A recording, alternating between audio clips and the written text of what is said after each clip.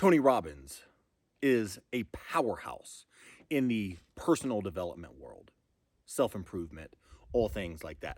He's sort of well, he's like the OG guy, and probably the most famous ever in that field. And I was fortunate enough to hear him speak in Allen, Texas, um, in May of 2022. And it was fantastic. It was unbelievable. But what's most important is I heard him say a sentence that I had never heard him say before. And it was the most profound sentence that I've ever heard him say. This sentence changed my life. I use it every single day. It's so powerful and so succinct. But before I tell you what it is, what I really also want to convey are three of Tony Robbins' probably top things that he teaches. And before I list those out, I do want to say they're not unique to Tony Robbins. He didn't come up with them. Many people have talked about these. If you go read As a Man Thinketh, if you read Napoleon Hill, Think and Grow Rich, or The Laws of Success, or Psycho-Cybernetics, or any of the other self-improvement books over the last century. So this isn't necessarily new, but I would say that he popularized it and packaged it in such a way that many people associate this as, one of Tony Robbins' concepts. In which case, what he does is such a fantastic job of really combining a lot of these different things and then creating really simple frameworks and structures that allow people to get results and think through them. This is also sort of a neuro-linguistic programming thing. So those three traits, or those three things that really determine everyone's life and how life goes for them are: one, what are you going to focus on? Two, what's the meaning you're going to give it? And then three, based off the first two, what are you going to do about it? What sort of actions are you going to take based on that? Now, I want to deconstruct these a little bit because they're so powerful. What are you going to focus on? The human mind can only focus on 7 plus or minus 2 things at once, typically. That's not actually that much. If you think about it right now, while you're watching this video, there's a million other things going on around you. There's a million other things that you could be focusing on. You could be focusing on the color of the wall or the background here, or, focusing on, hey, is it warm or is it cold there? What's it like there? What's the humidity? You could be focusing on driving, and this could be in the background, right? But what are you going to focus on? And how this goes wrong for most people, or how this affects most people, is most people focus on the areas of their life that all their pain is coming from. They're not focusing on the areas of their life that they could actually have gratitude for. And that's a major issue, right? Because right now, you could focus on, hey, what's going on that's going well for you in your life, or you could focus on everything that sucks about your life. And the magical thing about the human brain is whatever you ask of it, you're going to get an answer. If you ask a question of the brain, it'll make an answer up. You can be like, hey, brain, why am I stupid? It'll come up with 3 reasons. Or you can be like, hey, brain, why am I a genius? And you'll come up with some reasons, right? It's awesome. It's great. And so most of us, we're just asking these really low-level questions. Most people out there are asking really low-level questions, and so they get really low-level answers, and they get all this negative feedback, because if you ask the brain, hey, why am I a loser? Your brain will tell you why you're a loser. And so it's not helpful to answer those or ask those questions. It's actually really harmful for a lot of people. So you have to ask the right questions. And part of that is focus. What are you going to focus on in life? The next part is meaning, because you can focus on anything that happens to you, right? Maybe you had a fight. Maybe you had a conversation with somebody going to the grocery store. Maybe whatever happened at work. But what's the meaning that you're attributing to it? Because that's huge. right? So how this works is you can recontextualize or reframe nearly everything going on in your life. You can say, oh, I had an argument with my partner, and you can view that as a bad thing. Or you could say, man, I had an argument and it caused us to grow way closer. And we got a lot of resolution through that. Or it brought a lot more clarity to our relationship. So the meaning that you give things is so important. And that's something that I see so many guys doing, that they're giving these low-level meanings to things, and they're not choosing empowering contextualization in their life. If you want to live powerfully, you have to actually live powerfully. You have to choose to contextualize your life in a powerful way. You have to choose powerful meanings in your life.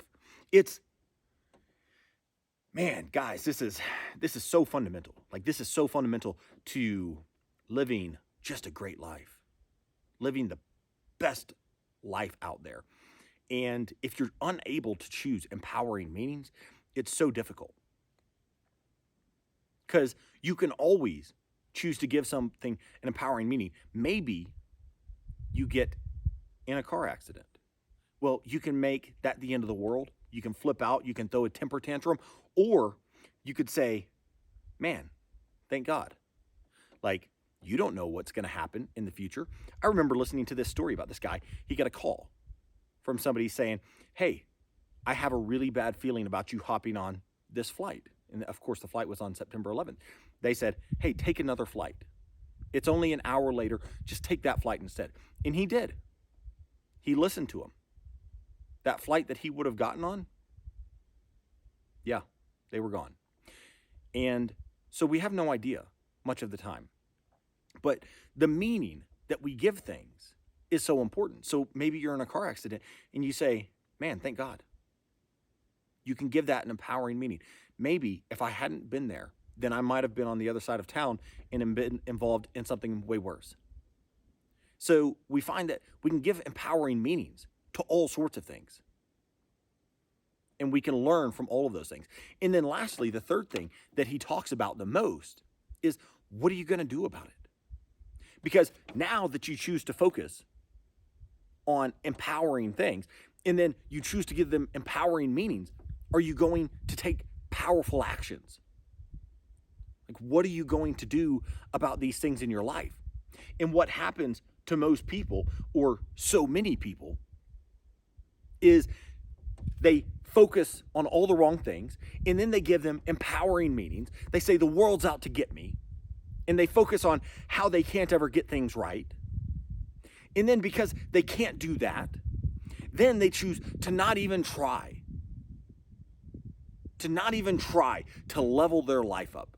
And so what do? They live a small life. They stay a victim their entire life. They never get it together. And they die sad, full of victimization, full of self-pity, full of self-loathing, at not having the courage to develop their potential. Or you've got people on the other side of the fence, and those motherfuckers, they focus on all the stuff that's going to take them where they want to go. They focus on only a small amount of things that are empowering. And then they give them an even more empowering meaning. I think I heard Ed Milet say he does this brilliantly, and he just does it naturally. All this, it's almost pre-framing. You know, like focusing on going to a new restaurant, right? And you can say, you can focus on that, and then you can give that an empowering meaning or not. You can say, oh man, I don't know what they're going to serve. I don't know if it's going to be good. Maybe I just want to go to the one that I've always been to. Or what he does, he's like, man, this experience is going to be so great. I'm so excited for this. This is going to be awesome. And because he has that as a standard, because he's given it that meaning, it is awesome. That makes it awesome just because he's done that, because he's pre-framed it. And that's so powerful. And then you take actions based off that. You say, man, this is going to be so good. And then you get pumped up and you get excited for it, and your whole body gets primed for it. And then, boom, you have an awesome meal and an awesome experience with the people that you went with. That's how that works. So the most powerful sentence that I personally have ever heard Tony Robbins say is, what's wrong is always available. So is what's right. That sentence changed my life because I realized, and I was living in Dallas at the time, I realized I could always focus on what's wrong, or I could focus on what's right. And it always was there. Every day since then, since I heard that, if I was having a bad day and I went for a drive, I went to go get a coffee, man, I could just focus on what's right. Thank God I have a car to go get a coffee. When I see people on the street corners, they don't have a car. They don't have a home. They don't even have a mentally sound mind to be able to build off of.